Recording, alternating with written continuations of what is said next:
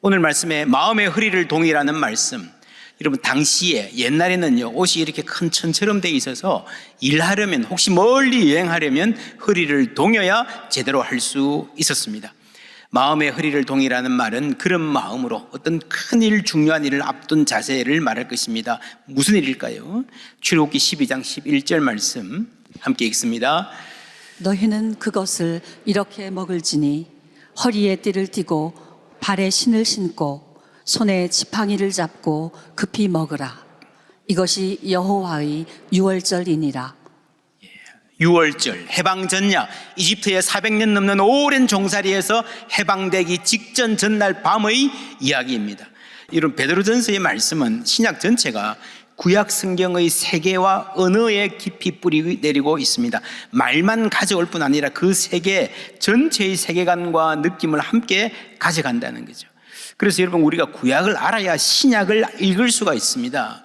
그 세계 속으로 들어가 보아야 됩니다. 출애굽의 밤, 이스라엘 백성들이 뭘 먹는데요, 신발을 신고 먹었어요. 여러분, 다 먹고 신발 신어도 되잖아요. 다 먹고 허리띠를 띠도 되잖아요. 그런데 먹을 때도 허리띠를 띠고 먹어라. 무슨 말입니까? 대단한 각오가 필요한 밤이었다는 것입니다. 그날 밤 그런 음식을 먹으면서 느낌이 어땠을까요? 설레임, 감사, 기쁨과 기대. 그렇죠? 근데 그것만은 아니었을 거예요. 여러분, 자녀들이 열심히 공부해서 회사에 합격했다, 첫 출근하기 전날 밤 너무 좋아요. 설레요. 그런데 긴장도 되죠. 첫 출근 앞두고. 여러분, 그냥 어디 한 달 여행 가는 것도 아니고 이제 완전히 옮겨서 새로운 백성으로 살아가는데 얼마나 긴장이 됐겠습니까? 그 긴장의 이유는요, 내가 잘 할 수 있을까 하는 데 있습니다. 여러분, 그런데 잘 할 수 있을까를 가늠해 보려면 목적이 뭔지를 알아야 되죠.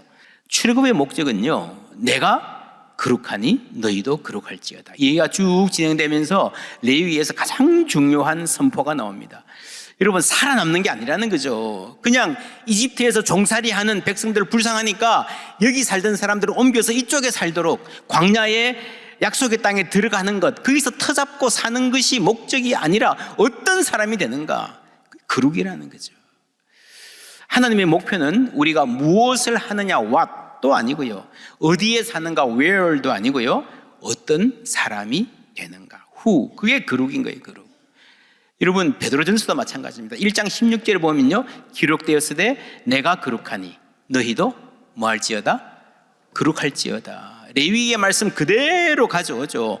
그래서 여러분, 마음의 허리를 동이라가 출애굽의 출발이었으면 쭉 함께 가서 그 목적도 함께 나오는 거예요. 그래서 베드로전서의 이 말씀이 그냥 출애굽기를 인용만 하는 것이 아니라 이 전체 스토리가 출애굽의 세계 안에 함께 가는 것입니다.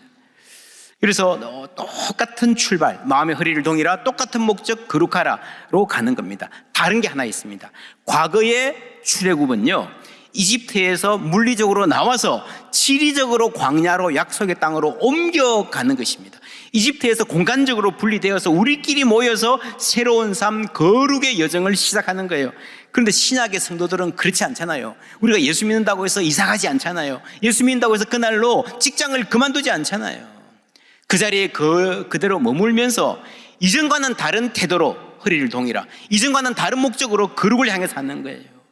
여러분, 신약에서도 물론 옮긴 사람들이 있습니다. 예수님의 첫 제자들은요, 예수님 만나고 배와 그물을 버려두고 예수를 쫓으니라. 가업도 가족도 이웃도 다 떠나서 아브라함처럼 새로운 여정을 시작했습니다.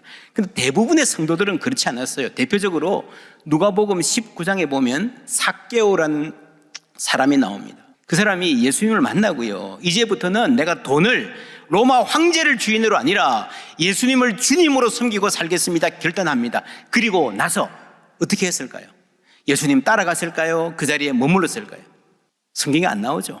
그런데 모르지만 안 나오기 때문에 아마 90% 이상 그 자리에 머물렀을 것 같습니다. 자, 그러면 그 자리에 머물면서 세리장의 포지션을 지키면서 살아가는 일이, 그러면서 그리스도인답게, 예수 제자답게 살아가는 일이 쉬웠을까요? 어려웠을까요?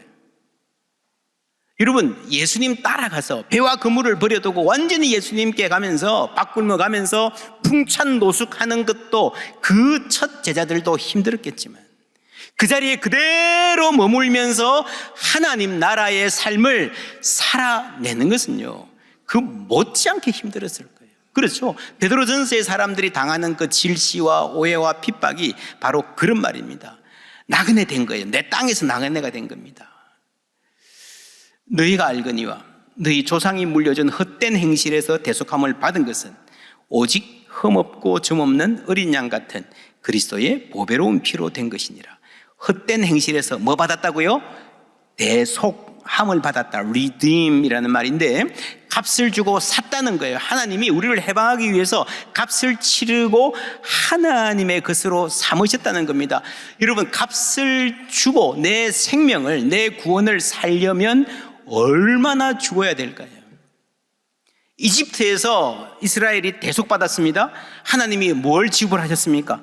10가지 재앙, 이집트를 초토화시키고 바로 군대가 전멸되었습니다. 만약에 이것을 돈으로 환산하면, 이거 용병이란 말 아시죠? 돈 주고 전쟁시키는 거예요. 세계에 엄청나게 많은 용병을 데리고 와서 이집트를 제압하고 우리를 해방시키려고 그러면 여러분 돈으로 생각하면 얼마나 많이 될까요? 우리가 대속함을 받았는데 어떤 대가를 지불했습니까? 18절 19절 함께 읽습니다. 너희가 알거니와 너희 조상이 물려준 헛된 행실에서 대속함을 받은 것은 은이나 금같이 없어질 것으로 된 것이 아니요 오직 흠없고 점없는 어린 양 같은 그리스도의 보배로운 피로 된 것이니라. 아멘. 어린 양의 보배로운 피로 된 줄 믿습니다. 이 엄청난 대가를 지불하신 거예요. 대속해 주셨는데 어디서 대속해 주셨는가? 너희 조상이 물려준 헛된 어디예요? 행실에서 대속해 주셨다. 우리가 대속함을 받았다 그러면요, 내가 과거에 지은 죄를 용서해 주시고 그 죄를 도말하고 없이 하기 위해서 대속해 주셨다라는 생각을 주로 하는데, 여러분, 죄 용서가 중요하지만 우리가 이미 저지른 죄의 용서는요, 하나님의 크신 구원 계획 가운데 아주 작은 부분이에요. 왜 그런가 하면요, 이 용서가 뭡니까? 어떤 학생이 학교에서 담배 피다가 걸렸어요. 막 잘못했다고 눈물 찔끔 흘리고 그러니까 스님이 용서해줘요. 다시는 안 그럴게요. 그리고 나가는데 또 담배 생각이 나. 어떡하죠? 여러분, 지나간 죄를 용서해 주는 건 작은 거에 불과합니다. 행실이 바뀌지 않으면 아무 소용없습니다. 하나님이 그래서 베드로전서에 보면요, 우리를 헛된 행실에서 해방하셨다. 이 행실이란 말은 아나스토페라고 하는 굉장히 중요한 말입니다. 행실, 어떤 한두 가지 행동이 아니라 삶의 전체적인 생활 양식, 아비투스, 모두스, 비벤디, 에토스, 이런 말씀을 제가 뜨문뜨문 했는데 같은 아주 비슷한 이야기들입니다. 총체적인 삶의 스타일 전체를 말하는데 왜 그런가? 지난주에 그랬습니다. 복음은 모든 것을 아우르는 A totalizing story라 그랬죠. 시간적으로는 천지 창조부터 종말에 이르는 큰 이야기입니다. 그 범위에 있어서는 역사와 개인, 정치와 심리, 사회와 가정, 문화와 예술, 사회조직과 인간관계, 자녀 양육, 사회생활, 경제생활, 사랑과 우정, 이 모든 것을 포괄한 모든 것의 의미를 부여하는 이야기이기 때문에 여러분, 예수를 믿으면요, 예수를 주인으로 모시면 이 모든 것이 총체적으로 바뀌기 시작하는 거예요. 그리고 하나님께서 그 삶을 평가하실 것입니다. 17절 말씀 함께 읽습니다. 외모로 보시지 않고 각 사람의 행위대로 심판하시는 이를 너희가 아버지라 부른즉 너희가 나그네로 있을 때를 두려움으로 지내라. 아멘. 나그네 아시죠? 나그네 있을 때는 금방 지날 것이고요, 심판받을 때가 올 것입니다. 하나님은 사람을 외모로 보시지 않는다. 여러분, 인간적인 조건에 좌우되지 않는다라는 거예요. 세상의 심판자들은요, 이런 경우 공정하지 않죠. 잘 없죠. 같은 죄를 지어도 다릅니다. 그래서 유전무죄 그런 말도 있잖아요. 이건 재판정에만 있는 것이 아니라 우리 삶의 모든 국면에 이 차별이 섬여 있습니다. 외모로 사람을 취한다. 여러분, 음악대학교 입시할 때 가면요, 블라인드 테스트라는 거 하잖아요. 외모를 내려놓고 그 내용 자체로 사람을 본다는 거죠. 한 몇 년 전에 아주 유명한 블라인드 테스트가 있었습니다. 커피 이렇게 한 잔에 8,000원짜리 하는 거 딱 갖다 놓고 한 잔에 1,500원 하는 편의점 커피 갖다 놓고 커피 좀 안다는 사람들한테 맛보고 뭐가 맛있냐 선택하게 했습니다. 레이블 다 떼고. 뭐가 1등한지 아세요? 1,500원짜리가 1등이었어요. 여러분 놀랍죠? 2001년인가요? 아주 유명한 영화 친구라는 영화 나왔는데 이 영화에 아주 유명한 대사가 있었습니다. 이게 뭔가 하면 선생님이 애들 막 때리는 만큼 그런 그냥 자기 마음대로 때리던 시대였어요.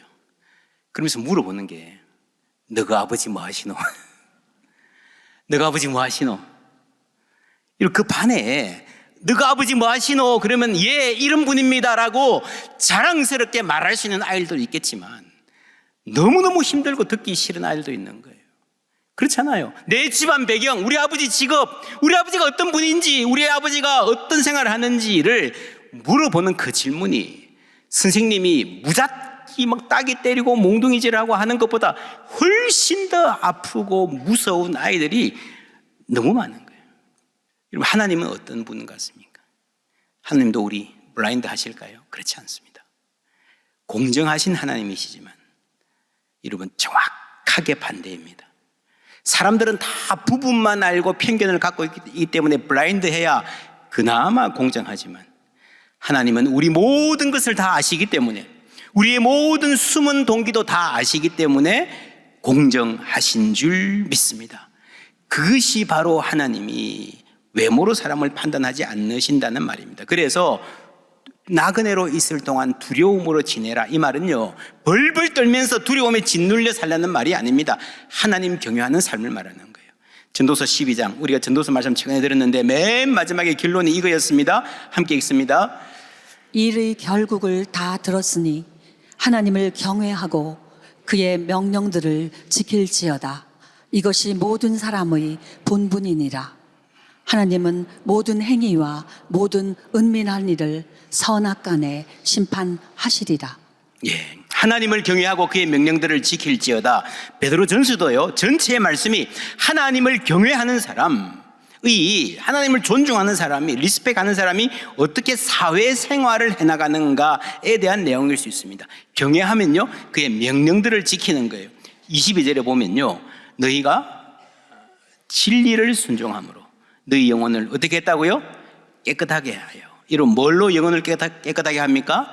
진리를 순종할 때 영혼이 깨끗하게 되는 거예요. 그래서 거짓이 없이 형제를 사랑하기에 이르렀으니 마음으로 뜨겁게 서로 사랑하라. 여러분 형제 사랑하는 게 당연한 건데 이르렀으니라는 단어에 한번 주목해 보세요. 이 말은요 어떤 느낌인가 하면요 마음으로 뜨겁게 사랑하는 것도 어떤 조건이 필요하구나. 그렇지 않습니까? 거짓이 없이 형제를 사랑하기에 이르렀으니 이제 뜨겁게 사랑하라는 거죠. 여러분 무슨 말인가 하면은 열렬히 뜨겁게 사랑하는 것은 좋지만 그 사랑이 모든 것에 해답이 될 수 없습니다. 미성숙한 사랑도 있고요 불순한 동기의 사랑도 있는 거예요. 그 사랑은 상처를 주기도 하고 영혼을 핥히기도 합니다. 결국에는 그 사랑이 자신도 피폐하게 만듭니다. 여러분 물론 사랑이 우리 안에 좋은 것을 드러나게 할 때도 있습니다. 그런데 그 반대도 굉장히 많아요. 때로 사랑은 어리석은 사람을 더 어리석게 만듭니다. 시시한 사람을 더 시시하게 만듭니다. 이기적인 사랑, 그렇죠. 상대방에게 상처를 주고 사회에 해악을 끼치고 자신도 피폐하게 만듭니다. 애국, 내 나라 사랑해서 남의 나라 찍잖아요. 자식 사랑, 내 자식 사랑해서 남의 자식 눈에 피눈물 나게 하잖아요. 남녀 간의 사랑도 그래요. 여러분 사랑해 보셨습니까? 열정이 커지고 기쁨도 커지지만요 그만큼 불안도 커지고 열등감도 깊어져요. 바보 같은 공상, 어두운 염려에 눌립니다. 상상력도 길을 잃어버리고 폭풍 같은 질투에 시달리기도 하고 남녀 간의 사랑뿐 아니라 모든 사랑이 다 그렇습니다. 애국, 나라 사랑한다는 사람들 중에 나라 망치는 사람들 많잖아요. 교회도 마찬가지예요. 교회를 힘들게 하는 사람은요 교회 무관심한 사람이 아니라 교회를 사랑한다고 하는 사람이에요. 자기 방식으로 자기 열정으로. 그래서 여러분 교회들이 막 분쟁이 나고 싸우면요 꼭 그런 모임이 생깁니다. 무슨 교회를 사랑하는 모임, 무슨 사모, 그죠? 그리고 모여서 단톡방 만들어서 막 하는 거 보면요 그 안에 보면요 막 사랑은 없고 미움의 언어만 가득합니다. 사랑 좀 그만해라 제발. 여러분 사회생활도 그렇잖아요.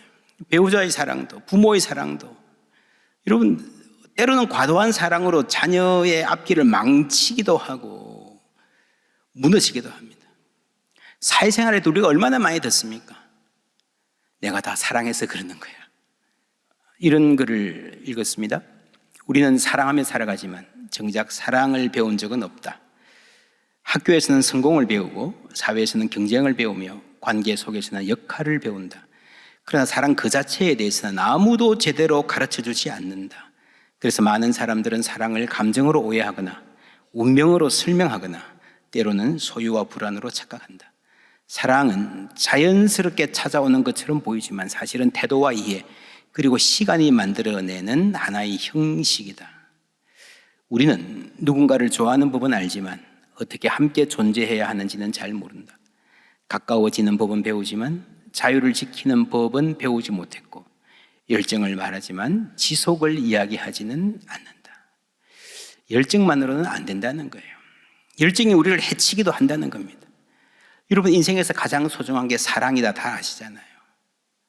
근데 우리가 그 사랑을 배우지 못해서 그 많은 열정을 에너지를 지불하고도 오히려 인생을 망치고 있다는 것입니다.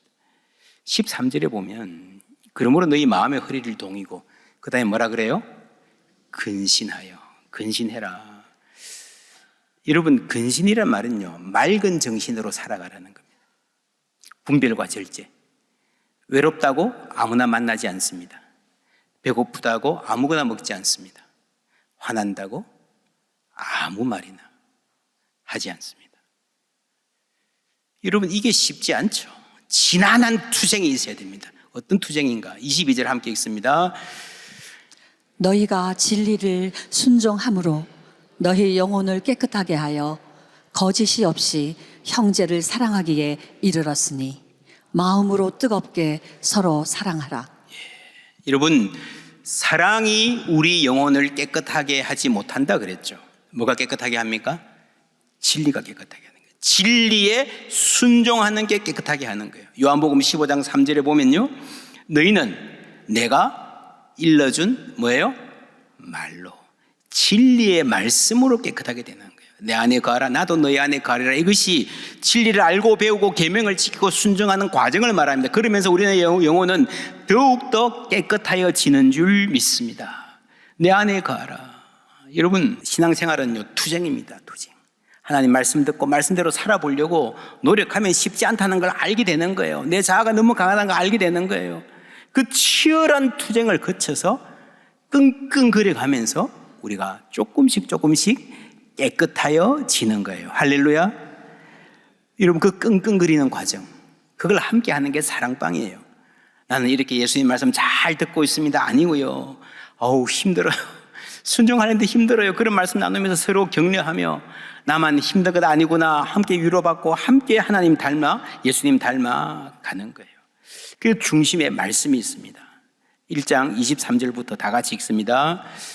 너희가 거듭난 것은 썩어질 씨로 된 것이 아니요 썩지 아니할 씨로 된 것이니 살아있고 항상 있는 하나님의 말씀으로 되었느니라. 그러므로 모든 육체는 풀과 같고 그 모든 영광은 풀의 꽃과 같으니 풀은 마르고 꽃은 떨어지되 오직 주의 말씀은 세세토록 있도다 하였으니 너희에게 전한 복음이 곧 이 말씀이니라. 모든 육체는 풀과 같고 그 영광은 풀의 꽃과 같다 그랬습니다. 여러분 제국의 영광도요 인간의 성취도요 우리의 열정도 조금 지나면 다 사라져요. 여러분 젊을 때 친구들하고 MT 가서 모닥불 피워놓고 놀던 생각 그 불꽃 안에서 청춘이 얼마나 아름다운지. 근데 하룻밤 지나고 타고 나면 다 재가 되잖아요. 밟고 지나가잖아요. 재로 날리잖아요. 인간의 열정이 그런 거예요. 불꽃 같지만 하나님의 말씀만이 영원합니다. 그래서 우리가 말씀 안에 산다는 것이에요. 바로 근신하며 사는 거예요. 케어풀하게 사는 거예요.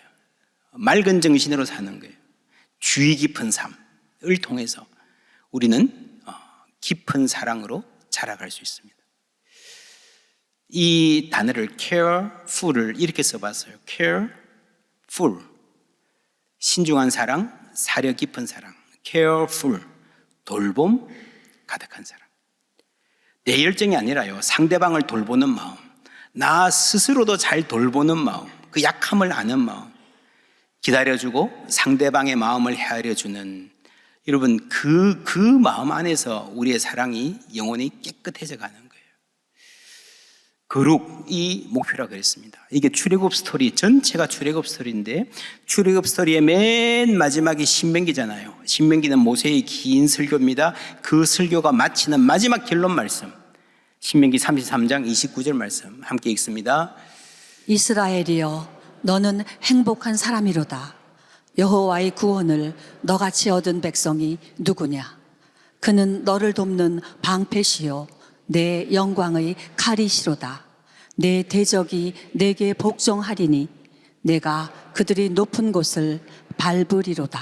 아멘. 여러분, 시작할 때 마음의 허리를 동이라 출발해서 그 목표 칠고봉에서 거룩을 이야기했고요, 맨 마지막 결론 문장에 행복이라는 말이 나옵니다. 요약하면 무슨 말인가 하면요, 하나님 우리를 왜 거룩하라 그러는가 하면요, 거룩한 길이 결국에는 행복의 길임을 알게 하시는 거예요. 우리의 문제는 거룩과 행복이 너무 거리가 먼데 있습니다. 거룩 그러면요, 그냥 재미없게 지겹게 이것도 하지 마 저것도 하지 마, 똑바로 앉아, 뭐 그런 느낌을, 근엄한 표정, 그런 느낌을 듣잖아요. 여러분 그렇지 않습니다. 담배도 피지 마, 술도 먹지 마, 그게 거룩한 거야. 여러분 그게 아니고요, 뭐 술, 담배 해서 좋은 게 있습니까? 내 건강을 위해서, 그렇죠, 자신을 케어풀하게 돌보면 안 하게 돼 있습니다. 그래서 교회가 그걸 가르쳐야 됩니다. 거룩과 행복이 결국에는 하나예요. 여러분 이거 하지 마 저거 해, 자녀를 그렇게 기르면서 끝까지 따라다니면서 감시하겠습니까? 할 수 없잖아요. 우리 자녀들이, 우리 다음 세대들이, 우리들이 거룩한 삶이 행복한 삶이다 알게 되면요, 시키지 않아도 하게 될 줄 믿습니다. 진짜 거룩은요, 예수님 닮았어요. 잘 웃는 사람이 거룩한 거예요. 이웃하고 잘 지내는 사람이 그러는 거예요. 맛있게 먹고요, 이웃하고 축복해주고요, 빛 속에서도 춤출 줄 아는 사람이 거룩한 거예요. 어둠 속에서도 기뻐 노래할 줄 아는 사람이 거룩한 사람인 줄 믿습니다. 나하고 다른 사람 저리가 아니라 내 눈에 깨끗하게 안 보여도요, 이리 와 해서 안아주는 게 진짜 그게 거룩한 거예요.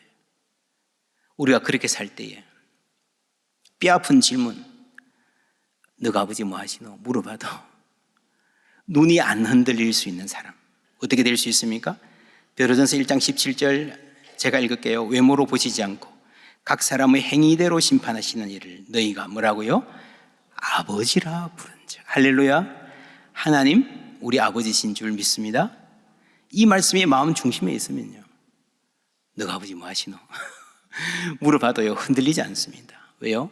우리의 진짜 아버지는 하나님 아버지이시기 때문입니다.